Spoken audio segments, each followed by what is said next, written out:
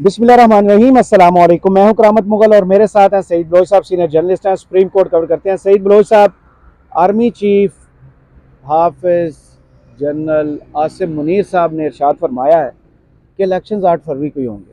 काजी फायज ईसा साहब भी कह चुके हैं, पत्थर पर लकीर, 8 फरवरी को इलेक्शंस हो रहे हैं।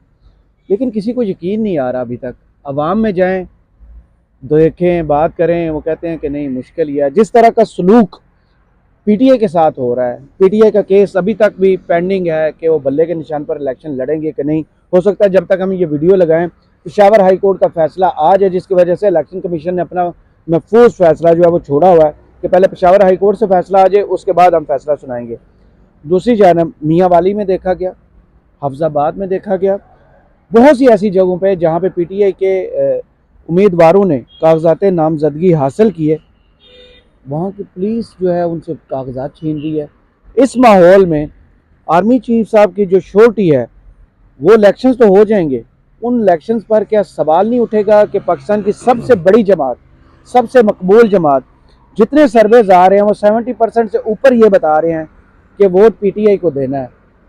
उनकी अहमियत क्या होगी, उनकी क्या उसे कहते हैं, लेजिटिमेट कैसे होंगे वो इलेक्शंस? बहुत शुक्रिया करामत मुगल साहब। देखें, इसके ऊपर हम मुसलसल बात कर रहे हैं और उसकी वजह यह है कि सुप्रीम कोर्ट ऑफ पाकिस्तान के फैसले में ही एक इतना बड़ा झोल है कि उसकी वजह से अब पूरा जो सियासी मैदान है वो तनाव और क्या कहते हैं उसको कि एक अजीब तरह की सूरत हाल का शिकार है। इवन के जो वोटर्स हैं वो बहुत ज़्यादा परेशान हैं। जो उम्मीदवार हैं जो इलेक्शन लड़ना चाहते हैं वो इस वक्त बहुत ज़्यादा परेशानी के आलम में हैं। जैसा आपने बताया, गुज़श्ता रोज़ से, बल्कि गुज़श्ता से पेवस्ता ये बातें मंजर आम पर आना शुरू हो गई थी और जैसे ही इंतखाबी शेड्यूल जारी हुआ था, पीटीआई के खिलाफ क्रैकडाउन में भी तेज़ी आ गई थी और पीटीआई के वो कोई भी ऐसा उम्मीदवार या ख्वाहिशमंद जो ये ख्वाहिश भी रखता हो कि वो आइंदा आम इंतखाबात में जो है वो इलेक्शन के लिए वो उसमें शमूलियत अख्तियार करना चाहता है, तो या तो उसको गिरफ्तार कर लिया गया, या उनके घरों पर छापे मारे गए, या उनके दीगर जो अजीज़ व क़ारब थे उनमें से कुछ लोगों को गिरफ्तार किया गया, या अगर कोई कागजात नामजदगी लेके आ रहा था तो उससे छीन लिए गए। अब आप देखें ना, कल पीपी 68 में पाकिस्तान पीपल्स पार्टी के थे इम्तियाज चौधरी साहब, अब वो कागजात नामजदगी लेके आए हैं। गुजरांवाला में ये मुझे अब एग्जैक्ट को एक जिले का नहीं पता, शहर का क्या, तो उन्होंने देखे कि वो कागजात नामजदगी लेके आ रहे हैं, तो पुलिस पहले से तैयार खड़ी थी, पुलिस ने उनको धर लिया, पुलिस ने उनको गिरफ्तार किया। तो उन्होंने बताया, भाईजान मैं पीटीआई का नहीं हूँ, मैं पाकिस्तान पीपल्स पार्टी का उम्मीदवार हूँ, मैं उसके लिए ये कागजात नामजदगी लिए हैं। और उसके बाद जब उन्होंने सफाई पेश की, वजाहत दी, तो फिर पुलिस ने उनको छोड़ा। और अगर वो ये वजाहत ना देते तो पुलिस उनको पीटीआई का उम्मीदवार समझ के लेके दरख्वास्त भी दे दी है पीटीआई ने इलेक्शन कमीशन में। जी, आज इलेक्शन कमीशन से, जी बिल्कुल बिल्कुल। मेरे ख्याल में पीटीआई को सिर्फ इलेक्शन कमीशन में ही नहीं, इनको चाहिए कि ये सुप्रीम कोर्ट ऑफ पाकिस्तान में भी एक दरखास्त दें, सुनी जाए, और सुनी जाए या ना जाए वो एक अलग बात है। उसकी वजह यह है कि सुप्रीम कोर्ट में ये अर्जेंट अपील फाइल करें और उसके साथ ये भी दरखास्त करें कि जो बेंच इस वक्त दस्तयाब है सर्दियों की छुट्टियों के दौरान, वही फौरी तौर पर इस दरखास्त को सुने, क्योंकि ये इंतखाबात से मुतल्लिक मामला है और उसमें ज़्यादा टाइम तो है नहीं।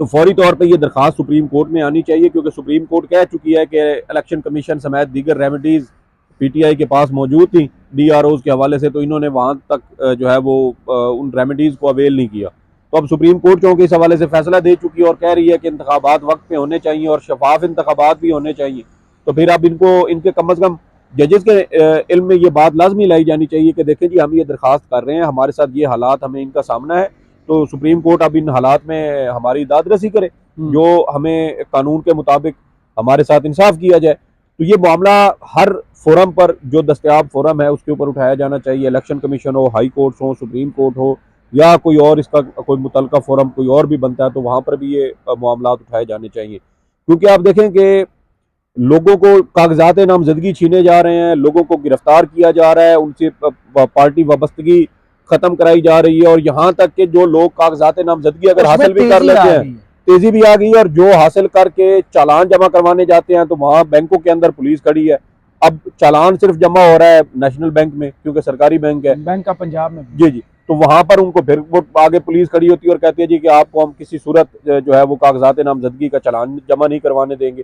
तो जब इस तरह के हालात का सामना एक सबसे बड़ी सियासी जमात को है, तो मुझे बताएं ऐसे हालात में क्या शफाफ इंतखाबात का जो एक वादा या एक फैसला सुप्रीम कोर्ट ने दिया है या जो आईन पाकिस्तान में जिस चीज़ की जमानत दी गई है, क्या वो हम पूरा कर रहे हैं? एक शिक को आर्टिकल 224 एक को तो आप पूरा करने के लिए पूरा जोर लगा रहे हैं, दूसरी जानब जो आर्टिकल 218(3) है उसको आप उस पर अमल दरामद के लिए आप बिल्कुल सुस्त हैं, उसके ऊपर आप कोई कार्रवाई नहीं कर रहे कि इंतखाबात शफाफ भी होने चाहिए। और जिस वक्त हम ये वीडियो कर रहे हैं इस वक्त चेयरमैन पीटीआई के नुमाइंदे हैं शुएब शाहीन साहब, उनकी मुलाकात जारी है चीफ इलेक्शन कमीशनर से। देखिए वहाँ से क्या खबर आती है, वो मानते या नहीं मानते कि इलेक्शंस में सबसे बड़ा जो इस वक्त सवाल है कि बल्ले का निशान होगा कि नहीं होगा। बल्ले का निशान ना होने की सूरत में पीटीआई भी तो नहीं होगी, फिर इनको आज़ाद इलेक्शन लड़ना पड़ेंगे, तो नुकसान तो होगा, सीधी सी बात है, नुकसान होता है उसका। देखिए आपकी जितनी मखसूस नशिस्तें हैं वो सारी ख़त्म हो जाएंगी। देखिए हमने पहले भी कहा था कि पाकिस्तान तहरीक इंसाफ के साथ जो कुछ इस वक्त हो रहा है, आप सिर्फ अगर इसका पैटर्न समझे ना तो आपको वाज़े तौर पर नज़र आएगा कि ये सिर्फ एक ख़ानदान को खुश करने के लिए ये सारे मजालिम, ये सारे सितम, ये सारी नाइंसाफ़ियाँ, ये सारे जो फस्तायत है ये जारी रखी जा रही है। और उसकी वजह सिर्फ ये है कि ख़ानदान की ख्वाहिश है कि इमरान खान को उसकी सियासी जमात को रगड़ा लगाया जाए। और वो ये समझते हैं कि 2018 के जब सेनेट के इंतखाबात हुए थे तो मुस्लिम लीग नून के उम्मीदवार आज़ाद असलियत में लड़े थे, तो इसलिए पीटीआई से भी इंतखाबी निशान छीना जाना चाहिए। सही। और इलेक्शन कमीशन ऑफ पाकिस्तान की तो मुझे इसमें नीयत में वाज़े तौर पे फतूर नज़र आ रहा है। वो अलग बात है कि पाकिस्तान तहरीक इंसाफ के वकील बैरिस्टर अली जफ़र ने बहुत बेहतरीन मुकदमा लड़ा है अपनी जमात का, और बिल्कुल उन्होंने इस पूरे जो केस था उसको उधेड़ के रख दिया। लेकिन दूसरी जानिब इलेक्शन कमीशन है, बदनीयत है, बददियानत है, और एक ऐसा शख्स इस इलेक्शन कमीशन पर बराजमान है जो वाज़े तौर पर एक सियासी जमात के साथ बुग़्ज़ की बैरिस्टर गौहर ने कैटेगोरिकली कहा है कि हमें इस्तीफा नहीं चाहिए चीफ इलेक्शन कमिश्नर का इस टाइम। जी जी, देखिए पाकिस्तान इलेक्शन जो है वो वक्त जी जी, पाकिस्तान तहरीक इंसाफ पिछले साल से यही कोशिश कर रही है, टकराव की हर सूरत इन्होंने बचाव की कोशिश की है मुतअद्दिद मौके पर। ये देखें ना, अब जो मार्च में इमरान खान साहब के घर के ऊपर जो हमला किया गया पुलिस की जानिब से, क्या वो टकराव की सूरत हाल पैदा करने के लिए नहीं था? क्या उस वक्त अगर खुदा न खास्ता दोनों जानिब से कोई टकराव होता, कोई इस तरह की सूरत हाल बनती, झड़प हो जाती और उसमें कुछ लोग खुदा न खास्ता मारे जाते, तो उसमें मजीद हालात ख़राब होने का अंदेशा था। फिर पीटीआई के ऊपर अब देखें कि 9 मई के वाक़यात को बुनियाद बनाकर कहा जाता है कि इनके ऊपर पाबंदी लगनी चाहिए, इनको जो है वो आम इंतखाबात में इस सियासी जमात को हिस्सा लेने की इजाज़त नहीं होनी चाहिए। तो ख्वाहिशात का इजहार तो हर तरफ से किया जा रहा है ना। तो ये तो इमरान खान साहब की मेरे ख्याल में ये उनकी हिकमत है कि वो किसी भी किस्म का टकराव से बचने के लिए उन्होंने हर वक्त का, इवन के जब पंजाब और खैबर पख्तूनख्वा में आम इंतखाबात का मामला था तो उस वक्त भी टकराव की कोशिश की जा रही थी, लेकिन इमरान खान साहब ने उसमें उमैर नियाज़ी जो वकील हैं, पीटीआई के इंफॉर्मेशन सेक्रेटरी भी हैं शायद पंजाब में, उन्होंने बयान दिया, उन्होंने कहा कि इमरान खान का मुकाबला एस्टैब्लिशमेंट से, जबकि सारी चीज़ें नॉर्मल होना शुरू हो गई थी। उस सूरत में ऐसा बयान आना, ज़ाहिर पार्टी पॉलिसी तो नहीं हो सकता, इंडिविजुअल कैपेसिटी में होगा। ये बयान कितना क्या नुकसानदेह है, क्या करेगा, इलेक्शन में कितना असर डालेगा इसका? देखें, बहुत सारे मामलात जो हैं किसी हद तक मेरे ख्याल में उसमें पाकिस्तान तहरीक इंसाफ शायद उनका मौक़िफ़ वकील भी है इमरान खान, जी जी, वो वकील भी हैं, और मेरा नहीं ख्याल कि इतनी बड़ी स्टेटमेंट शायद उन्होंने ये कल एबीएन न्यूज़ पे अलीना शिगरी के शो में की। जी जी।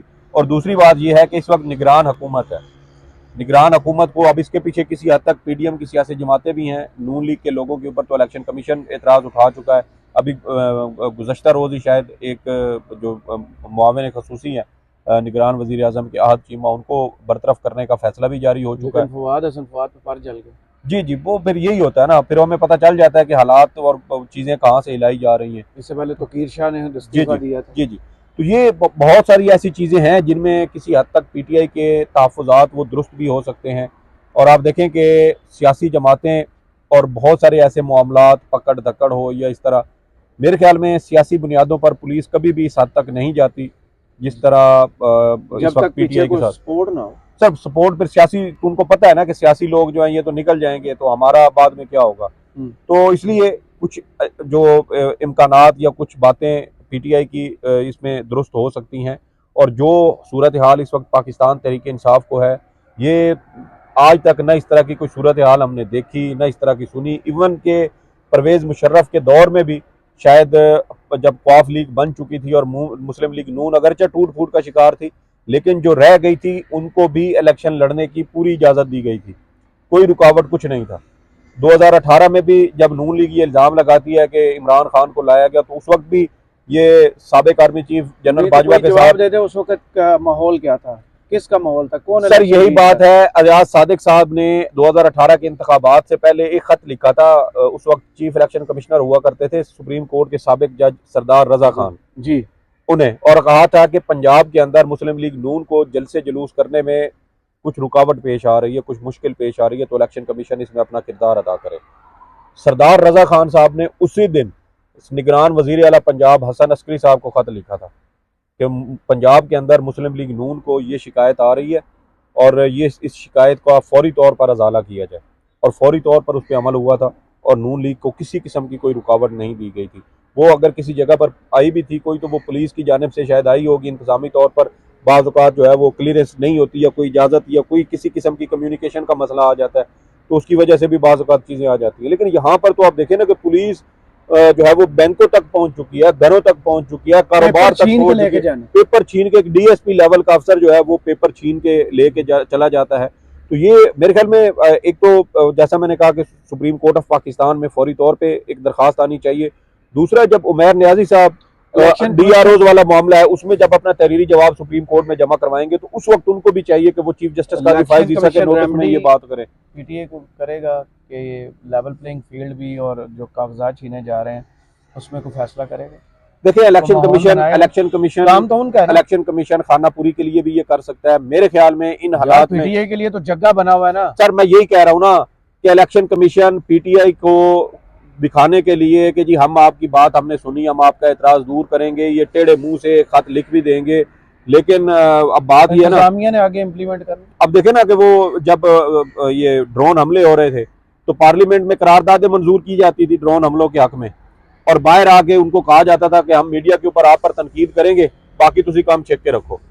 यही हुआ ना ड्रोन हमलों में, ये तो अब हकायक सामने आ चुके हैं। तो मुझे लगता है कि शायद इलेक्शन कमीशन यहाँ पर भी यही करेगा कि अंदरूने खाना ये कहेंगे कि इन्होंने तुन के रखो, और बाहर जो है वो इस तरह का कोई लेटर जारी कर दें कि जी इनके साथ ये हो रहा है तो इनको मामलात को देखा जाए, इनमें बेहतरी लाई जाए।